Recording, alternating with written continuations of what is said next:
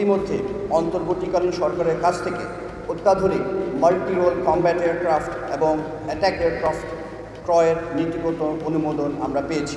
বাংলাদেশ এয়ারফোর্সকে শক্তিশালী করার জন্য মাল্টি রোল যুদ্ধবিমান ক্রয়ের অনুমোদন পেয়েছে বাংলাদেশ বিমান বাহিনী। বিষয়টি উল্লেখ করেছেন বিমান বাহিনীর প্রধান air chief marshal Hasan Mahmud খান।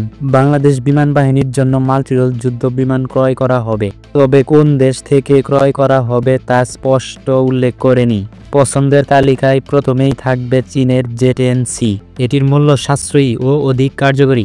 জে-10C 4.5 জেনারেশনের সেরা একটি যুদ্ধবিমান। দ্বিতীয়ত অ্যাটাক হেলিকপ্টার। বাংলাদেশ বিমান বাহিনীর জন্য অ্যাটাক হেলিকপ্টার ক্রয় করা হবে। তৃতীয়ত এয়ার ডিফেন্স সিস্টেম।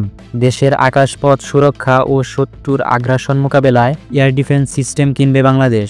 এছাড়া আরও যুক্ত হবে লং রেঞ্জ রাডার সিস্টেম। শত্রুর ক্ষেপণাস্ত্র শনাক্ত করার জন্য ক্রয় করা হবে অত্যাধুনিক রাডার সিস্টেম।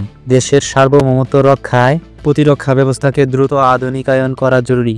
নিয়মিত ভিডিও পেতে চ্যানেলটি সাবস্ক্রাইব করে সাথে থাকুন।